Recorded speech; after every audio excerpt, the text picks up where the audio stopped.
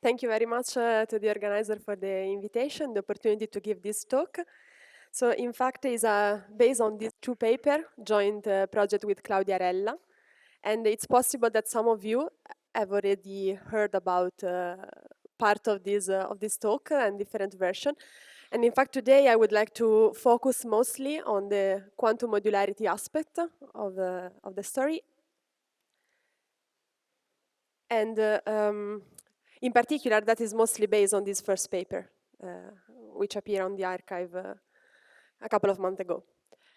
And so the plan of my talk would be to start with a quick introduction, let's say, on quantum modularity. In fact, I'm not sure how much this notion is familiar to people in the audience, but it's possible that you have encountered quantum modular form even before in different contexts.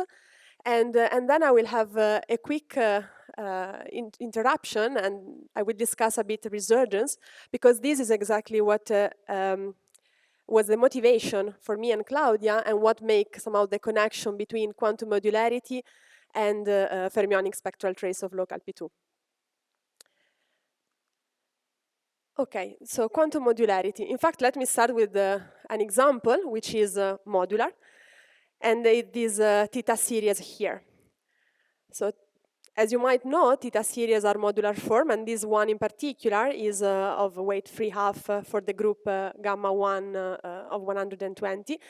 Sometimes it's more convenient to think of modular form, or as we will see also quantum modular, as vector valued object, because in that case you get maybe not something related to a specific group, but to the full modular group, so you have a larger symmetry. But apart from that, what modularity means is usually an invariance. So when you act with this group, this function, this series is in fact invariant. And starting from so a nice and well-behaved object, we can in fact construct something, we can break this invariance property. So we can break modularity. How? For instance, if you consider partial theta series. So here now I'm not summing anymore over the full lattice, just half of it. And there is also another difference, which is I'm dropping this n. So this is not modular because it will be still invariant maybe by some element, but more generally, this difference is a cocycle for element of gamma 1, 120. So this is a first example of where, in which way somehow you can break modularity. And another way is instead to consider integral transform. So in particular, if you consider what is known as an anomorphic Eichler integral, again, starting from your modular theta series, now this is non-holomorphic. Here is a bit small, but there is a bar on Y. And again, this is not modular anymore. So it's not anymore invariant under the action of the group. And in particular, if you look at the difference, so what typically should be 0, now is given by this integral here. So in particular, using the modularity property of the theta series, you get here this nice integral from minus d over c, which is somehow the cusp of this transformation, to the other cusp for f. And the function f that I'm presenting here and the partial theta series appear before are in fact related, and the relation is by taking the radial limit, so meaning the limit as y approach a rational number. And in particular, the function h I was defining in the previous slide that measure the failure of modularity of the partial theta series can be identified with the this integral transform here, which measure, again, the failure of modularity of this non-holomorphic Eichler integral. And in fact, I'm saying that we have a way to break modularity, but the function here that measure this failure, in fact, has a nice analytic property. And in particular, nicer than the function we started with. So in this case, if you just think of it as a function from some rational number alpha, which is what will be here in this extremum, This is an analytic function on the full complex plane minus, of course, the path that connects the two cusps, because otherwise the denominator will be 0. And the fact that this function has nice analytic property and better analytic property is what in fact leads to the notion of quantum modularity. So more like in full generality, and I will give you the definition in the next slide, quantum modularity is about failure of modularity, which is measured by the cocycle, but this function has nice analytic property. And so in particular, this is what tells us that the function phi, the partial theta series, is a quantum modular form. And at the same time, you can consider the function f as the non-holomorphic Eckler integral. That's also quantum modular form.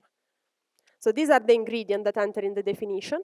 And in fact, the definition was proposed by Zagier in 2010.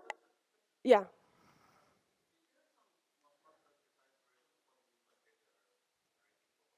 Yeah, it's here.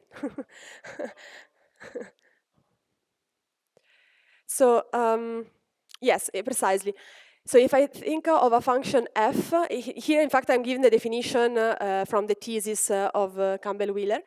So a function f defined on the upper half plane, the rational, and the lower half plane is a weight k quantum modular form for some group gamma if the cocycle that measures the failure of modularity is better behaved in the sense that, for instance, is here I put real analytic, in fact can be also complex analytic, so holomorphic on the complex plane minus array.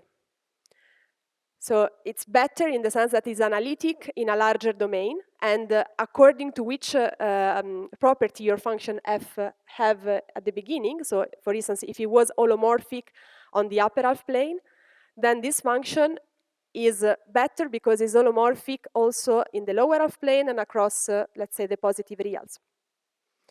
If your function f is only defined over the rational, so in particular it makes no sense to talk about analytic property, the function h is better because, again, it's, for instance, maybe only real analytic, and so it extends on the reals, minus maybe a point.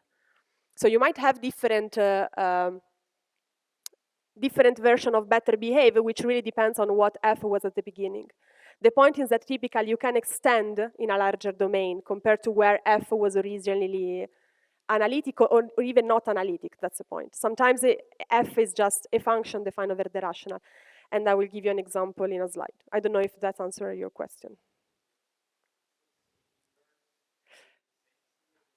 Yes, this little c and the d are the one here. I mean, I'm writing in this way because typically, so if they are positive, then you cut on the negative reals. If the one is negative, you will cut on the positive reals. And it's because of one of the example that I think is what in fact motivate Zagier in introducing this notion, which is the study of quantum invariant of free manifolds or hyperbolic hyperbolic knot and so on. So I mean, here, if it was only defined over the reals, so instead of writing C, I had real, it means that it has a convergent Taylor series expansion. Okay, so example comes from not, but at the same time also in the theory of mass cusp form, and there was an example already in the original paper by Zagier. More recently, also Brigman, Lovejoy, and Rowland studied and proved that some class of mass cusp form are quantum modular. And in the paper, in the second paper with Claudia, we also have we discuss also these examples. And like what I will discuss today is the appearance of this quantum modular form in the context of topological strings, and in particular for the trace on local Calabi-Yau threefold. Okay, so as I was mentioning, there are examples that comes from the study of quantum invariants of free manifold or of knots, and in particular in the paper by Lorenz and Zagier, one of the examples discussed is the one of this cipher fiber manifold. So here in particular, they consider the WRT invariant And now these are naturally defined as function of the rational. So here Q is e to the 2 pi I psi, and psi is this rational function. These look like a series, but in fact it's not, because of course this will terminate where if psi is a kth root of unity, at order 2k these vanish. So it's well defined, it's a function of the rational. And it's also related to the previous example, so to the partial theta series, because if you take the limit as y approach a root of unity, so the radial limit, these in fact converge to this function. And in particular, so what we know for the partial theta series and the fact that the partial theta series is a quantum modular form, in fact also translates to saying that this function phi, which depends on the w, is a weight 1/2 quantum modular form. Yes.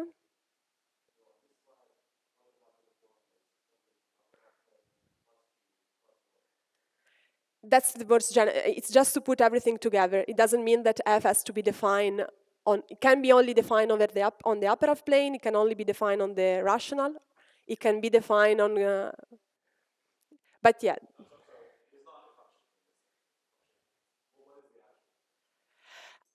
I mean, that f can be also like not defined, okay, because you have different options, so that's the more general one, but you can,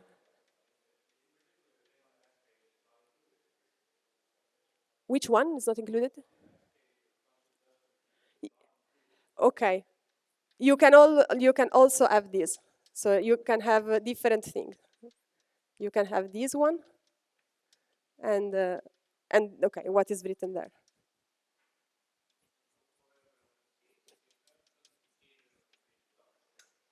Yes, exactly. So in particular, for this one, you just get a real analytic. Real analytic on R minus, typically is this one.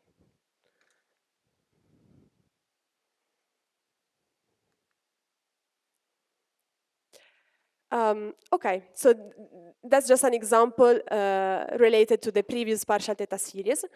And I will just mention another example which will be relevant for the story I will discuss later, which is related to the FADEV logarithm. So this function is in fact an meromorphic function on the complex plane. It is defined through this integral transformation. But in particular, if you restrict on the upper half plane, so if this b square takes value in the upper half plane, it can be described as a ratio of Q-Pochhammer symbol in which you see both Q and Q tilde.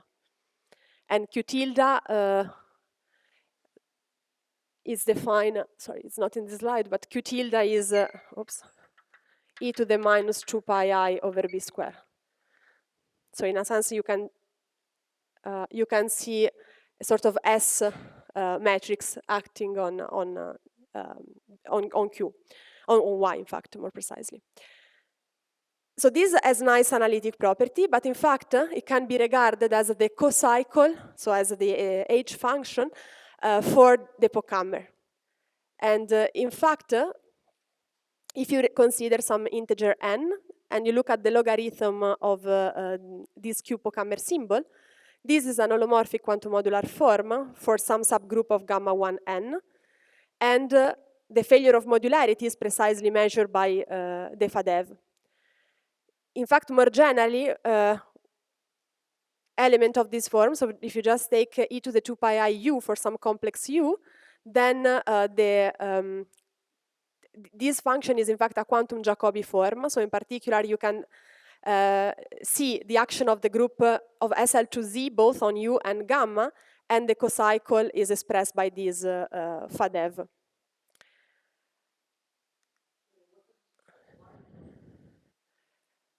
What?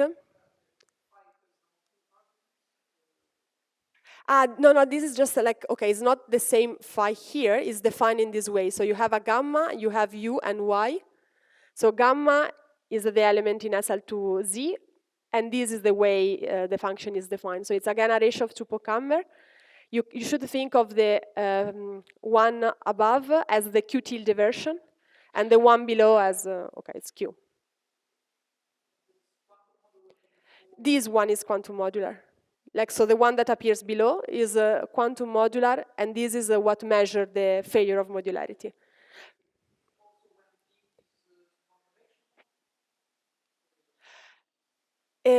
So, I mean, I'm not writing this function in terms of B, because this gamma this is really a different notation somehow. If you want to relate this with the expression written here, you have to do some change of coordinate. But in particular, B will be, yes, a complex number. The B here will be is generally a complex number.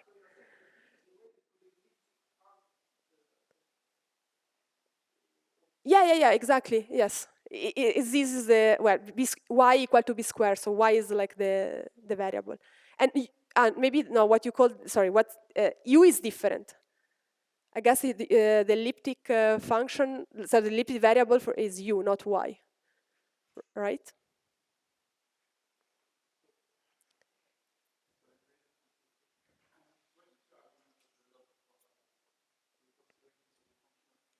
Of y, sorry. Q is e to the 2 pi I y, and y is the variable. So I think of this as a function of y, and so gamma acts on y. You mean here in the definition of the FADEV? Here, I mean, I can rewrite it in terms of x, but this is more natural somehow. So I don't want to do the change of coordinate to say which x. Here, yes, x is somehow fixed. It depends on n and b in some way, but it's fixed.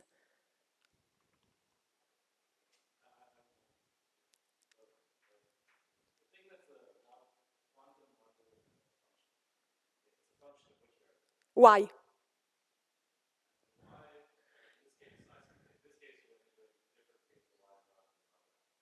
Here, y is in the upper half plane, yes.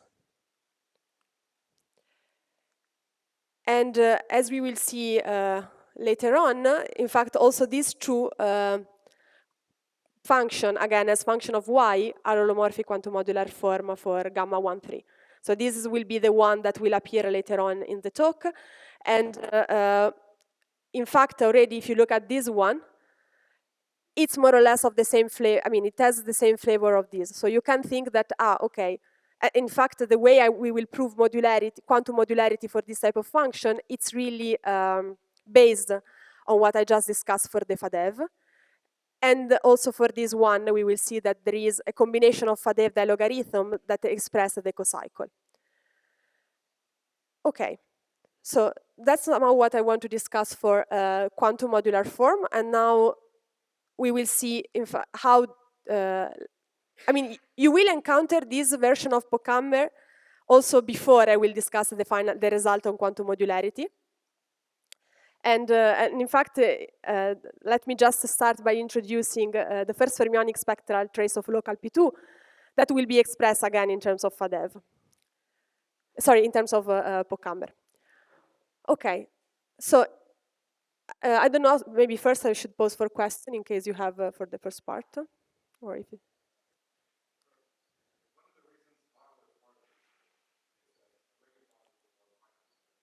yes. No. No. Okay. So, I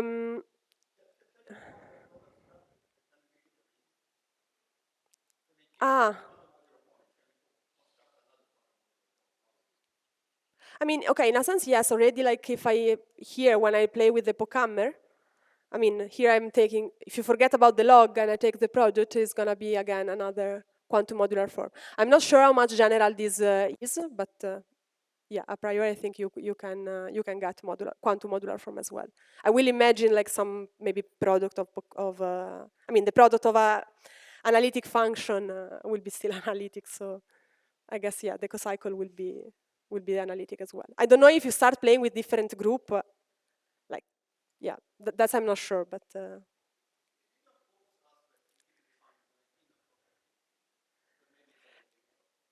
yeah, this I don't know if it has been done. Yeah, it's interesting.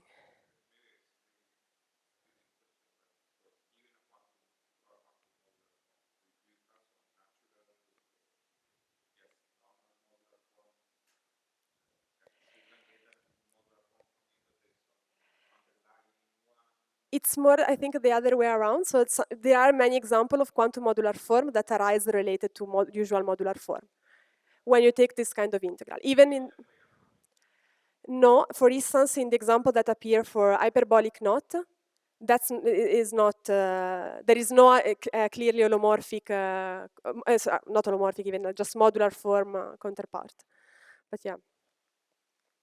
Okay, so first of all, let me just remind, okay, local P2 is the total space of this canonical bundle over P2 and is a toric Calabi-Yau threefold, so a very natural playground for mirror symmetry. And in fact, the mirror curve, which is what really encode the mirror manifold of local P2, can be described in this simple way. So now here it is in fact a family, and the parameter kappa that you see here is a parameter in the complex moduli space, so parameterize complex structure on the mirror. And it has this very nice structure. So in fact, it's a quotient with of the upper half plane with the group gamma 1, 3. Okay, and the fermionic spectral traces that I will introduce, in fact, are the one considered in the context of the topological string spectral theory correspondence of Gracia Sudamarino, where in order to define them, first of all, you have to consider the quantization of the curve. Here is really like the standard by quantization. And then you will consider the inverse of this operator and the so-called spectral determinant. So here you have to do this operation because the inverse operator is trace class. So in particular, it has a discrete spectrum. And this quantity here is what essentially is described in the spectrum of this operator. Then the trace, in particular, you have these n traces, are defined by looking at the expansion of the spectral determinant at kappa equal to 0. And this point in the moduli space corresponds to what is called the orbifold point. Let me also mention that as a function of kappa, this quantity is entire, and as a function of h bar is analytic. So in particular, also the trace is analytic as a function of h bar, but it's somehow easier to study the trace because you don't have the dependence on the parameter in the moduli. And these quantity have been considered in this context because they represent conjecturally the non-perturbative completion of the free energy of the topological type 2a topological string on local P2. But I will not really discuss much this correspondence now. From now on, I will just focus on the trace, and not all of them, just the first one.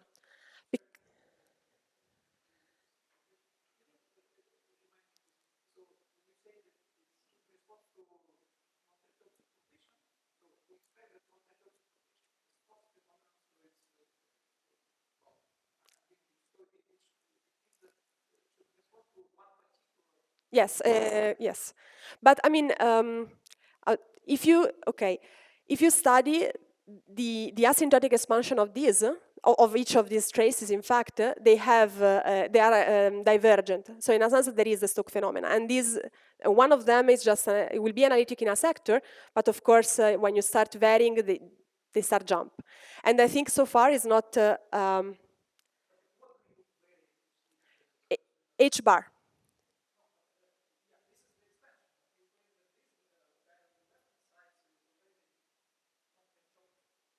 Yeah, yeah, yeah.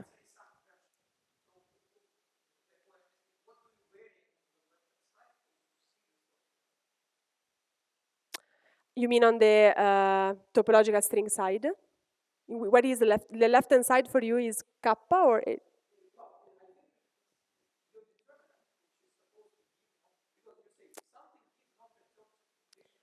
Ah, yes. Yes.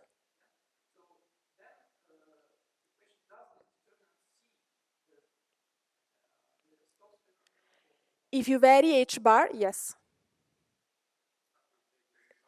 After you take the asymptotic expansion, yes. This is just like an analytic in one sector.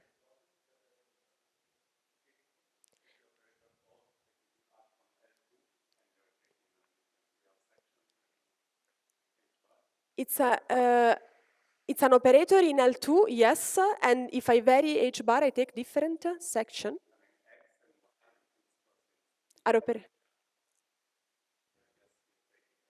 H bar I'm taking No, this H bar, like to study the resurgence will be complex. I mean, a priori should be real, but we need it to be complex. And in fact, this makes still sense when H bar is a complex variable.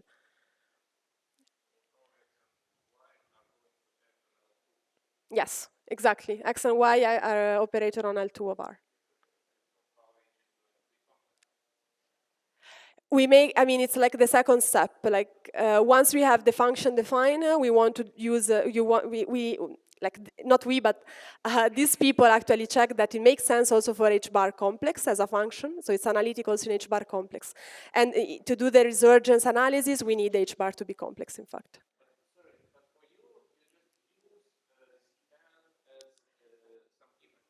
Yes. We are not using the first order, we are using just, I mean, I'm using n equal to 1, so the first trace, yeah, exactly, to do something, exactly.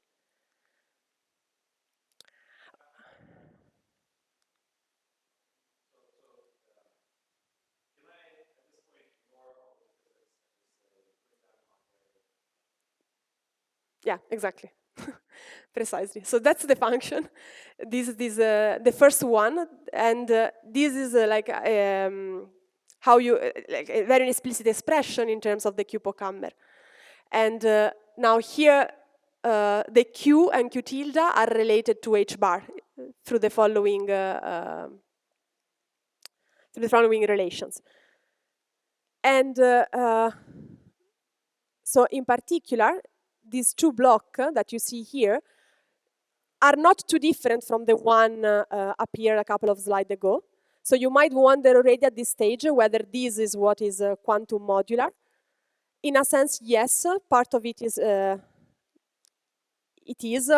also according to what I was describing before, but these are not the one I discussed in the paper with Claudia. So I think at this point, maybe it's a reasonable question, but the function, the quantum modular, the appearance of quantum modularity in this context will not be directly on the trace, will be related to the resurgence structure. So when you really start to computing asymptotic expansion of this function here.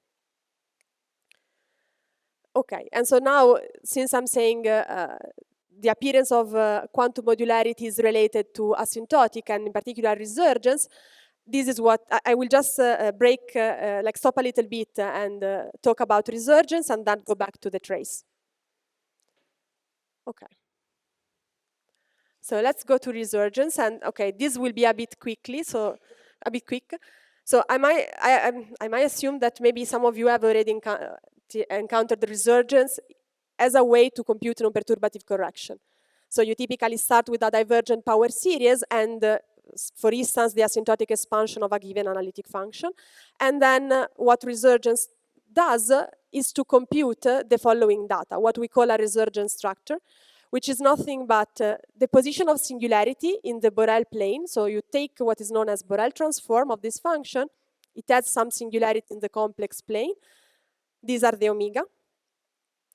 Then attached to each singularity, you have what is known as a Stokes constant and a new function, typically a new germ of analytic function at the origin. And this is like the information you use to understand the analytic continuation of the germ of analytic function in the complex plane. Okay, so these are like the type of data we really want to compute in general.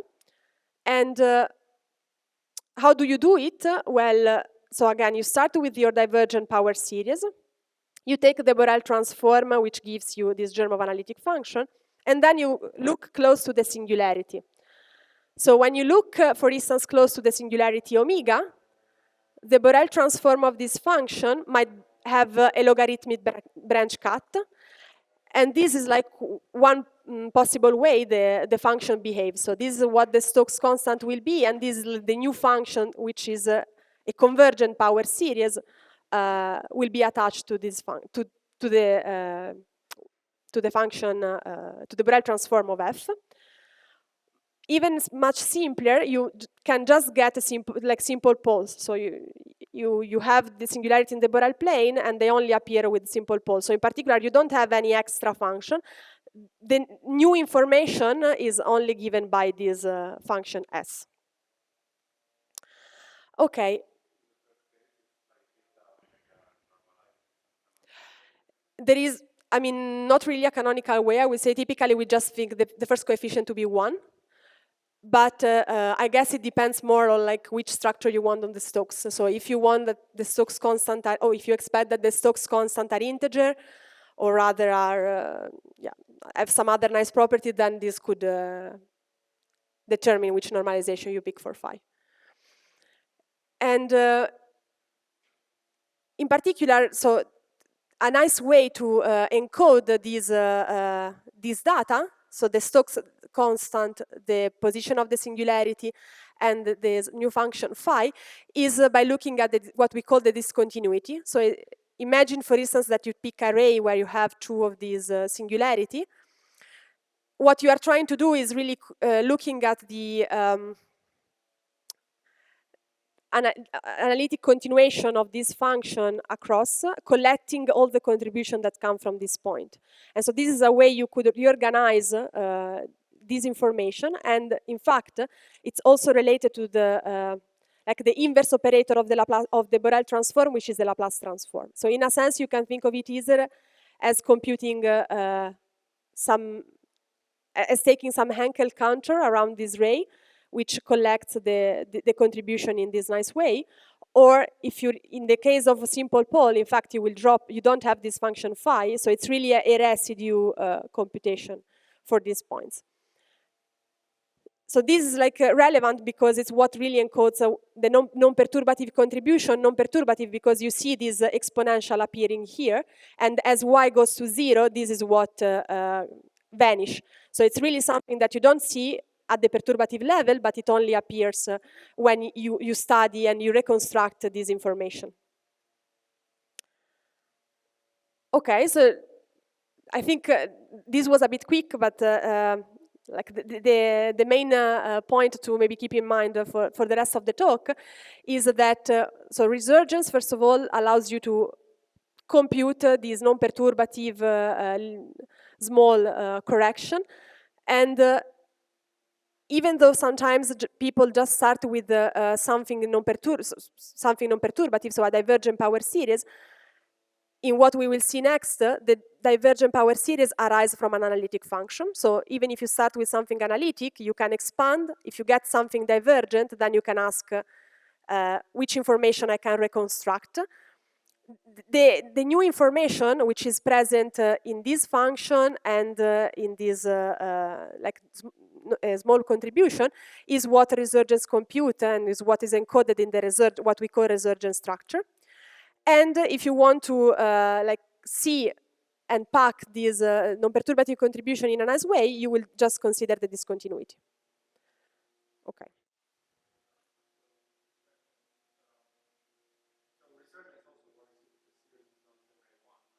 Ah, yes.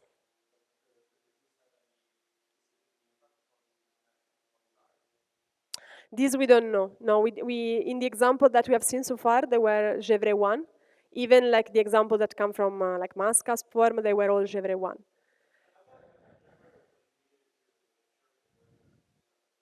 You can change the definition of the Borel transform. So yeah.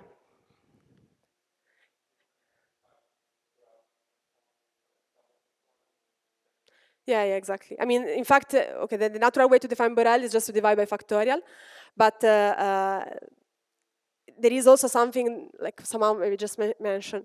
Sometimes if you have fractional power singularity, so if your function y to the n, maybe you have plus alpha, some rational here, why not divide it by some gamma of n plus alpha after you take the Borel transform? So I think, okay, this of course still grows factorially fast, but somehow you can decide which one you like more. And it can, I mean, it can be related to the fact that you have alpha here, but it can also be related that this guy grows as some of these factorials. So a priori, there is no like a unique or more natural choice. I guess it depends, yeah, on both. Okay. And so now let's see how what resurgence tell us in the context of the fermionic traces.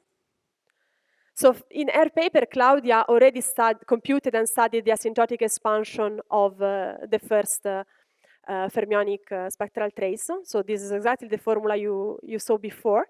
And I will so she did it in two regimes, the two limit h bar to 0, h bar infinity, which are somehow the natural limit in the context of the topological string, because I didn't mention it, but h bar is related to the string coupling constant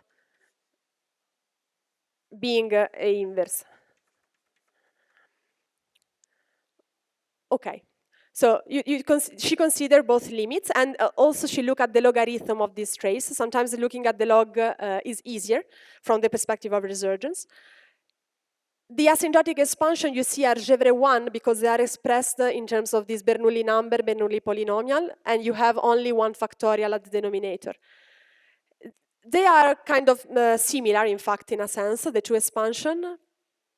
And they are both divergent series, but in fact, they can be analytically continued. So what she also studied is the resurgent structure, which is very simple. You only have simple pole. So the only information will be the one encoded in the Stokes constant. The singularity appear in tower. And here, like the distance between this singularity is measured by this constant A0. And moreover, the Stokes constant are known in a closed formula. So this is kind of surprising because typically when we study resurgence, we don't have such a nice formula for the Stokes constant, and it's typically very hard even to compute some of them. But in this case, everything worked nicely, and so that's somehow the expression that Claudia computed. Notice that also at this level, you see some symmetry between the two limits. And I will not discuss it today, but in fact, if you consider the L function was coefficient are the Stokes constant, there is what is known as a functional equation which exactly encode this duality between the two regime. But okay.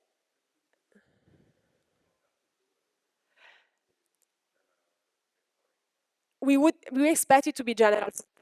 But so far, we have this computation only for local F0, already for local, for local P2. For local F0, there are some numeric computation, but we don't have yet this nice formula. Yes.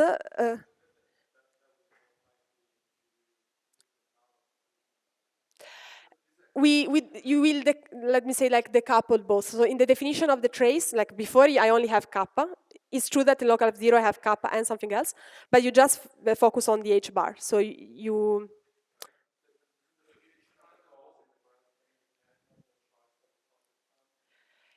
it depends on the choice of H bar. I think not only if I change n, I mean, like what gives me more tower is a different n. So if I take the second trace, then I will see another column of like another tower of singularity displaced to the right or to the left. Okay, depends. But somehow is not. I mean, I don't think it depends. Or okay, in a sense, yeah, it depends on the k because n is the power of k. But if I have more parameter, like the way you will organize, now this will be a vector, okay? And then you will have your kappa 1 to the n1 and kappa 2 to the n2. But if okay, so we can take these and these one. So okay, different choice will give me different tower, that's yes.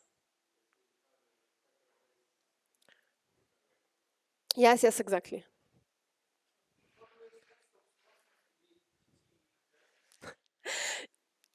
This is the conjecture, yes, like some version. This one, the R, because this corresponds to the large radius. Sorry, yeah. I mean, maybe since these two are kind of related, it might be that somehow also these S are related to the BPS. But this is really not clear at the moment. So, and in fact, okay, I can say that, or I will discuss it at the very end briefly. We would like to use quantum modularity precisely to understand what's the geometric interpretation of this constant. So far, like the only conjectural proposal in the paper by Marigno and Gu is that they are related to the BPS. And so, okay, we can call them BDT.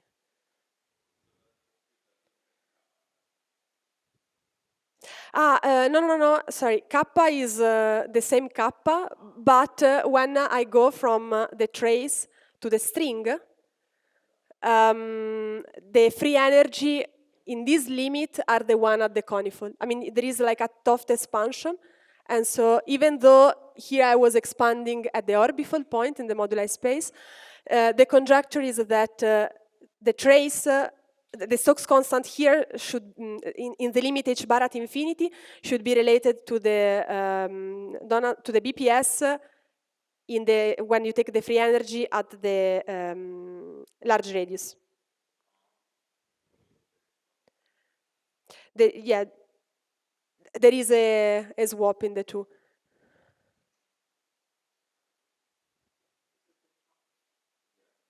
Yeah, exactly.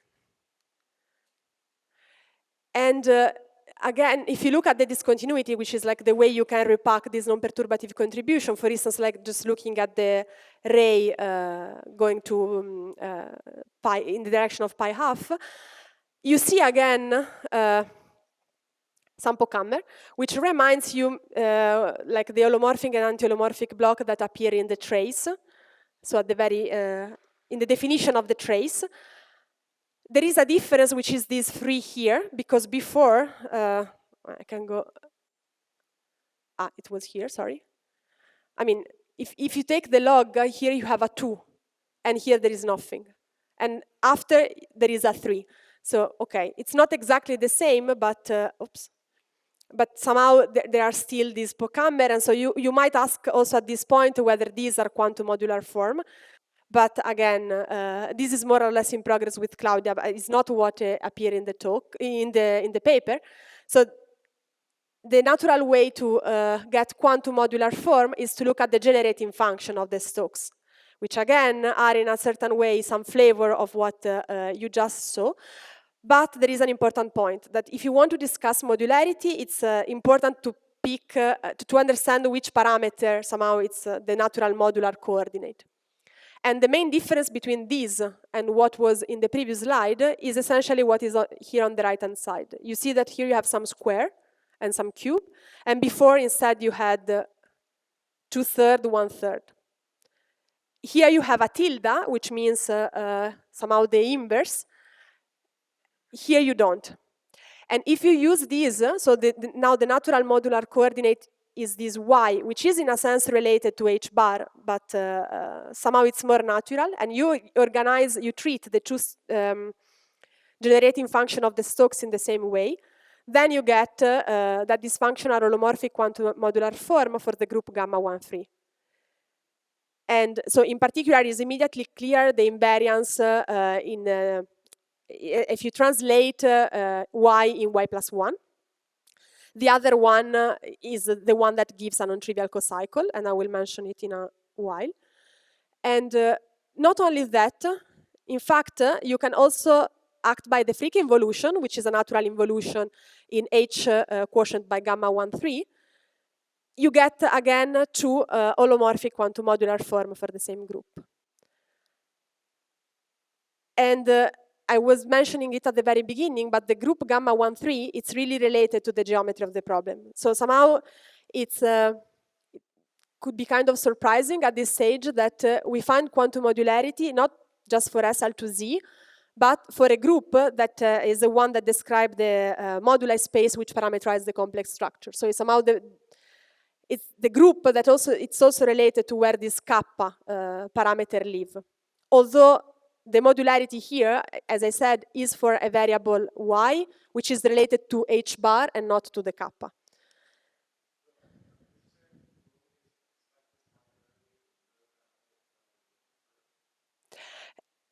That's a very good question. No, I would expect it also when you have a different curve. But then, okay, the question what the group would be, I don't know. It's somehow what other people observed in when they do topological recursion. For some reason, they expect this modularity property, even though the curve, like the place where this parameter lives, is not a modular curve itself. It seems something different.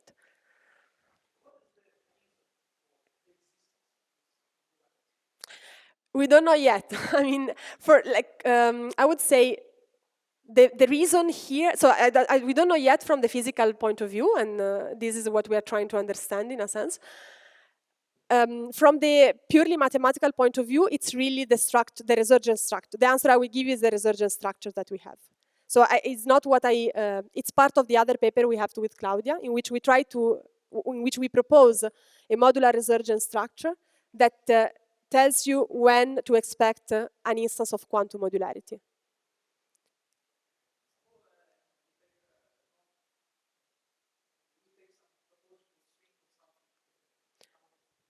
Okay.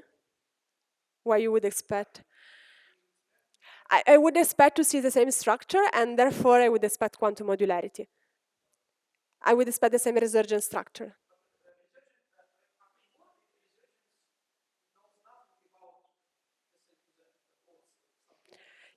That's true. Because I didn't mention it, but the Stokes constant here have more structure. So it's not just they give this Pochhammer, they are coefficient of L function, and they have some properties that are common to other quantum modular forms. So it's true that a priori, and in fact, I will not expect that any given resurgence structure we have this, but in this context, it seems that the resurgence structure knows more. It's not just computing something non-perturbative. It has more structure, which can be give rise to this quantum modular form. Yeah, okay, one reason could be that, because you have this FADEV in the, like, you would expect to have different FADEV in the definition, oops. I mean, yes, in a sense, that could be. But already, if you look at the one for local F0, the expression is much more complicated. So, yeah. Gamma 1, 4. Because in that case, it's the one from the geometry. I mean, it's the same for where this parameter lives.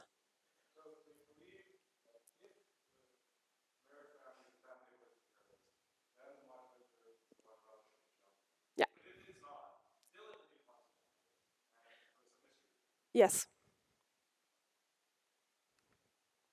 I mean, in this example, like another way I would expect the gamma 1, 3 to appear is because of the structure of this. Because, I mean, it's not written here, but as I was briefly mentioned, these Stokes constant are coefficient of an L function.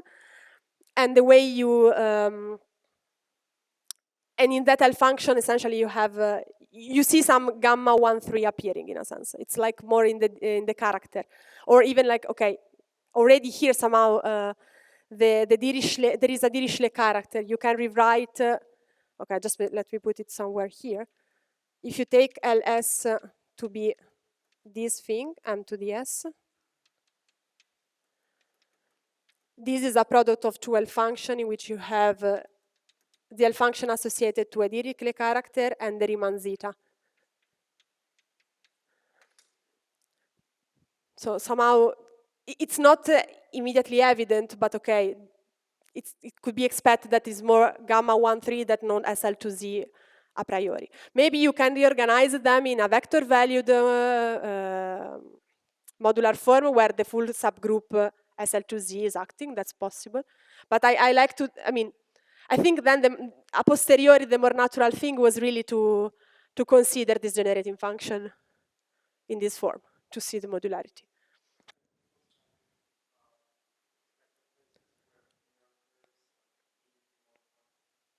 No, not that I know.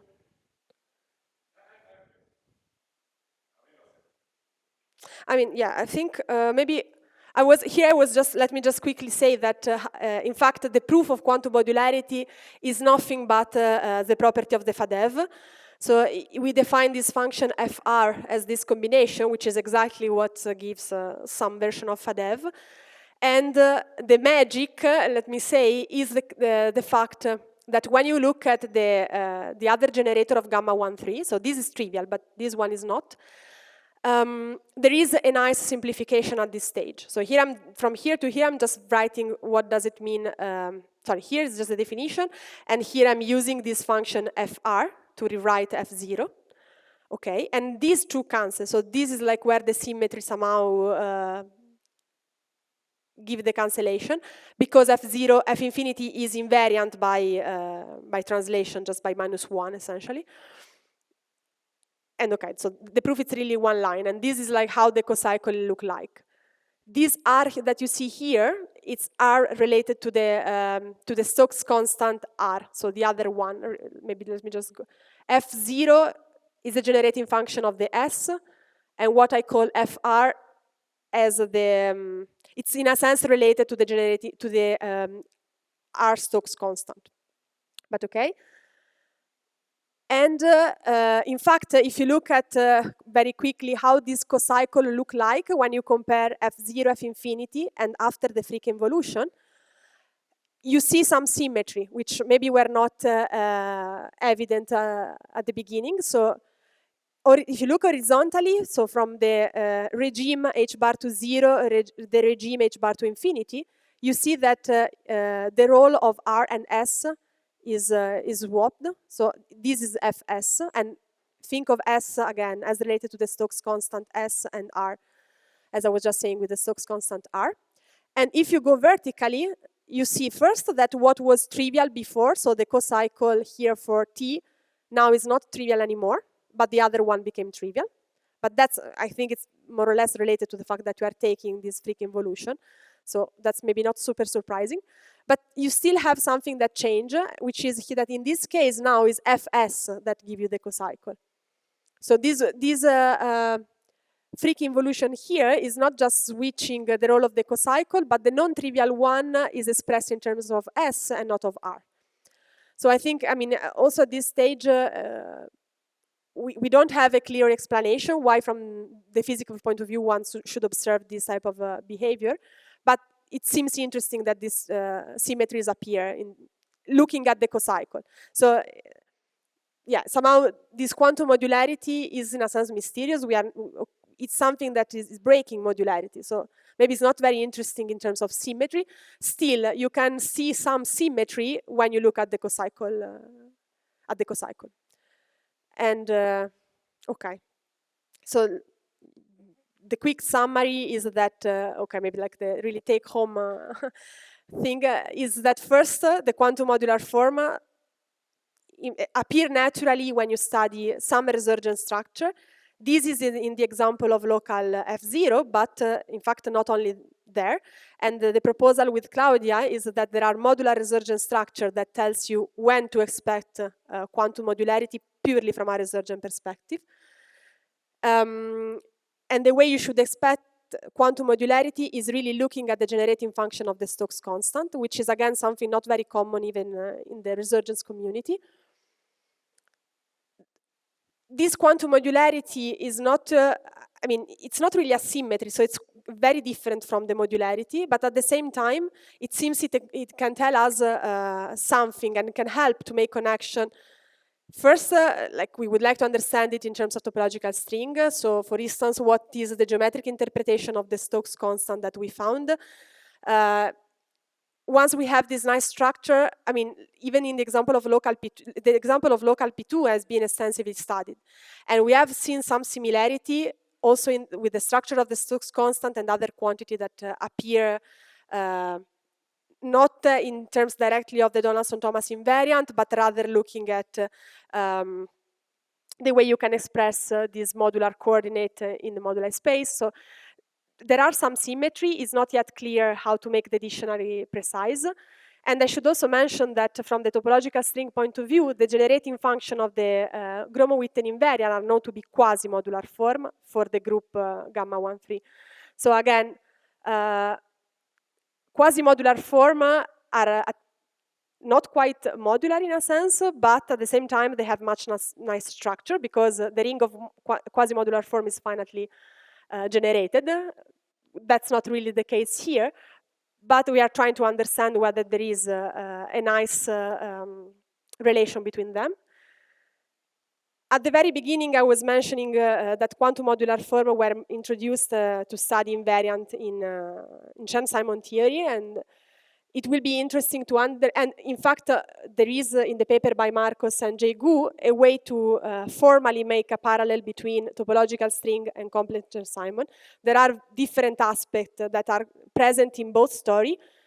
It's purely formal, the correspondence, and I should also say it's there are common aspects, but as well as very many differences.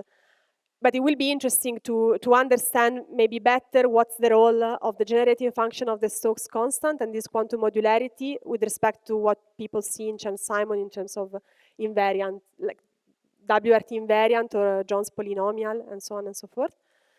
And like to conclude, I think it's very interesting that even though quantum modularity is not modular, so okay, it's not a nice symmetry still, we can see some symmetry appearing also in this context, and yeah, this is somehow what this diagram probably is telling us.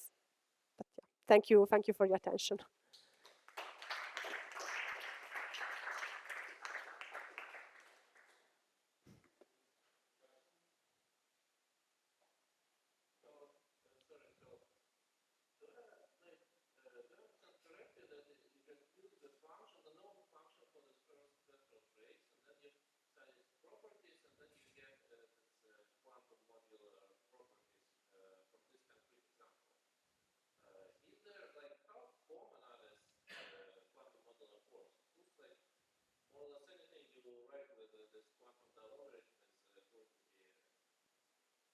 Yeah, that's true, but there are examples that appear, I mean, there is a number theory community that study quantum modular form, and I've seen an example appearing also not related to the FADEV logarithm. So I was...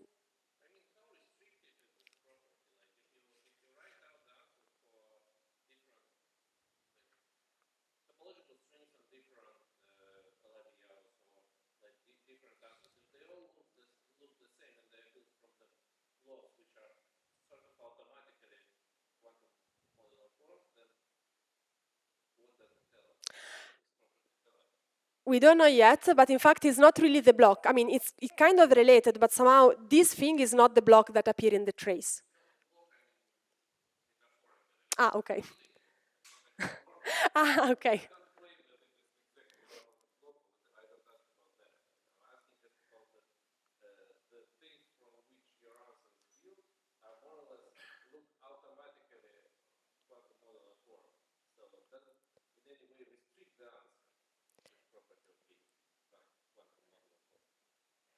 The way it restricts, the answer to me is the structure that you see from the resurgent point of view. That's to me what, so you have some special resurgent property, and that's give you the quantum modularity. The special property is to be, okay, to have a tower of singularity, the Stokes constant, okay, not exactly written this way, but maybe I can just put it here somewhere. So the proposal is to have, let me just write tower of singularity, which means more or less that theta m is given by m a for some complex a. And then you want to have only the Stokes constant. So let me just say that the resurgent series at zeta m are just the Stokes, so there is no extra phi tilde, and you want that if you organize this thing in an L function, admits analytic continuation. Okay. Analytic continuation in C minus, maybe like the strip. So I don't know, somewhere, or like negative, let me just, okay, negative S for somewhere.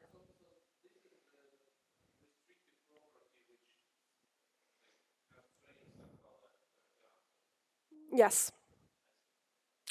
And I mean, this is like our first proposal. Of course, one would like to have more, like treat the case when you have more towers. So probably you have to go to vector valued modular form. Yes.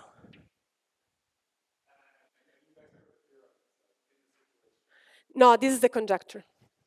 Conjecture is in this situation, okay, like when you have this,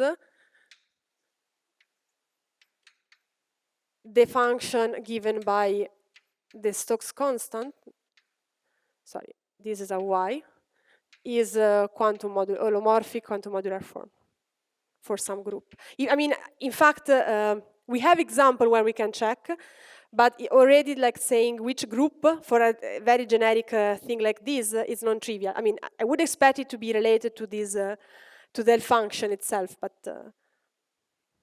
yeah, we don't know yet. Mm-hmm.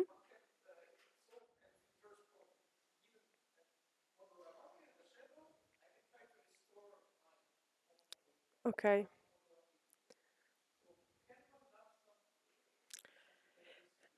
There are I mean, it depends on the example somehow. It depends on the natural of the holomorphic object. So if you give me a mass form, then the way I will restore the quantum modular is, okay, like if you take a mass form U of Z, and here you have some coefficient. Okay, you take the Fourier coefficient, maybe let me just say.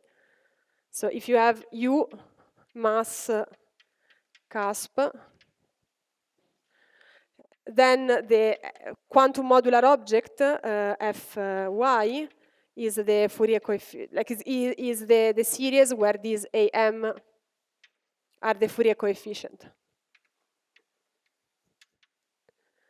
If you so okay, if you start with like the data series, typically is Eichler integral, and there are examples in which this has been computed. So what became quantum modular is this version of an Eichler integral. But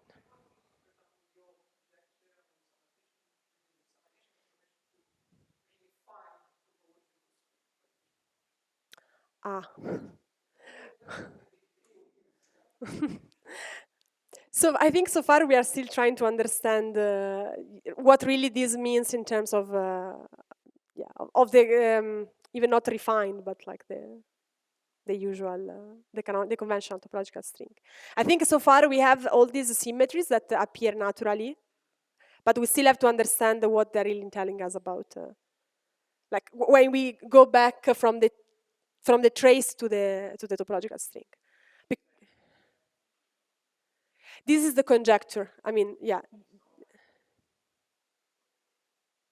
Yeah. I mean, if we can prove that that conjecture is true, we can. I mean, I would like really to see the formula. Then okay, but so far we still don't know because the way the TSST is written, it's. I mean, I would say it's a bit mysterious in a sense. Not mysterious, but okay. Like it, one way is that you write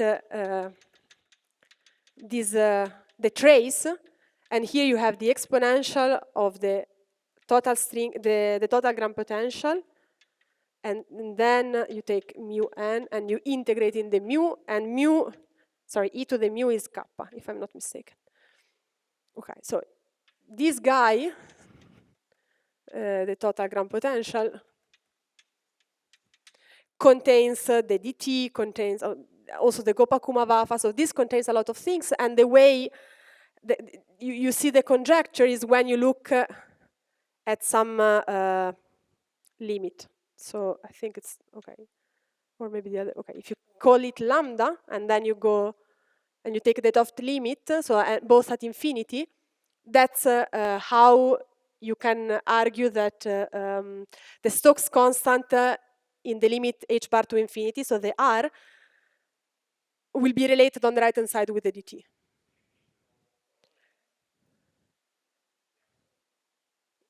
This is for, this thing is, yes, for all n, you have this.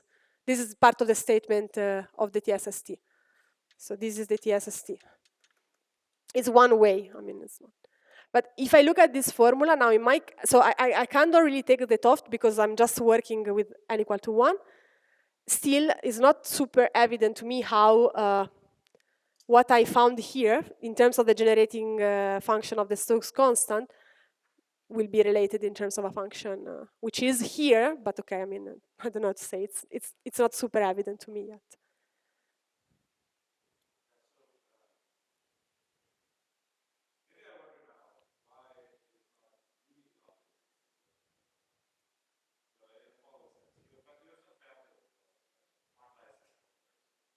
Yeah.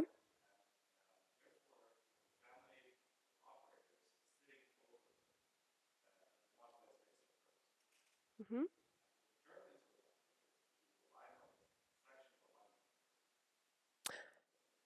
Okay.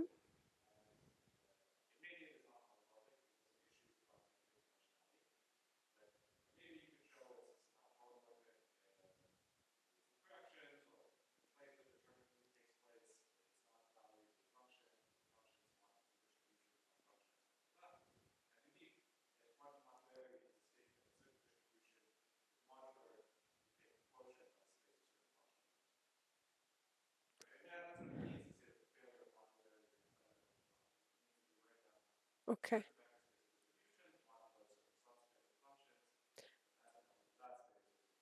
Okay. Mm-hmm.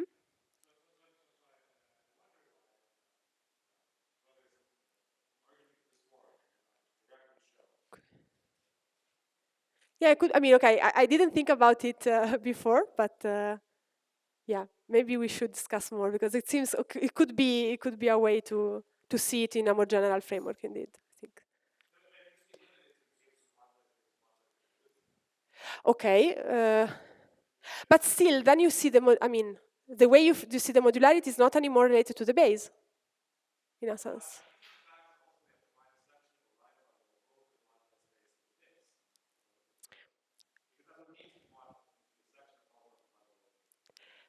Yes.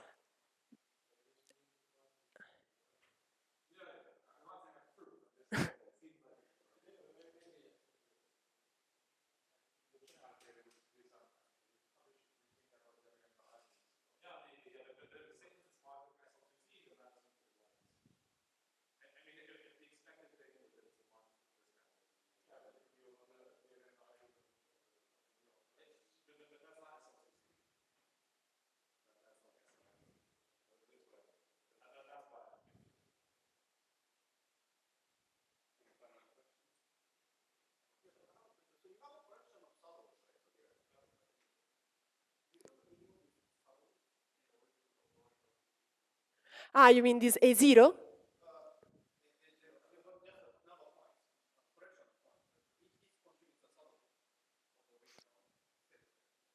Ah, okay. No. Yes, but like in a sense, the only one, since they are aligned in this way, the only one that contributes is the first one. I mean, when you write the non-perturbative things, you will have the A infinity, sorry, A0, whatever, M, I, over H bar. And then here you see the sum of the old Stokes constant. But somehow the only one that really matters is the first one. The one that controls everything is the first saddle, in a sense. Which?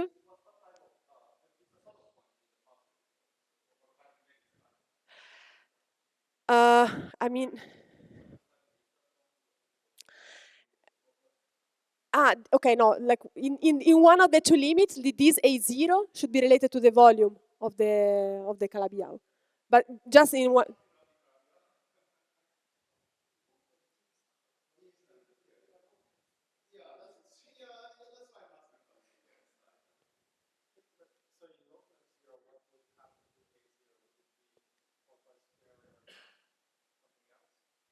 yes, but I mean, I think I can check in the paper of Calabi. I don't remember by heart, but yes, it would be related to the volume.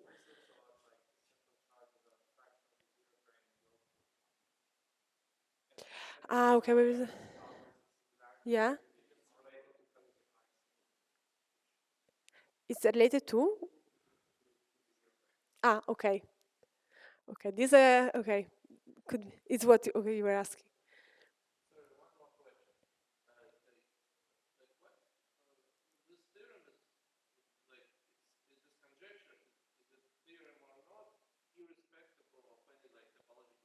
Yes.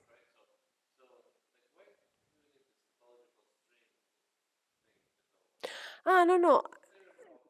It's a theorem of a function. Yes, I agree. I mean, the point is interesting that this thing appear in topological string through the. I mean, in fact, not really in topological string. They appear on the trace on the quantum mechanics side, in a sense. Yes, I mean, exactly. In fact, what we first notice is that this type of structure was common in this example and in something completely different. And then we start looking at quantum modularity here to see whether there was a global picture somehow. But yeah, a priori, there was no motivation from strings. That's probably why also people didn't introduce them or didn't study them before, like people working in topological string, I would guess. Oops. Thank you.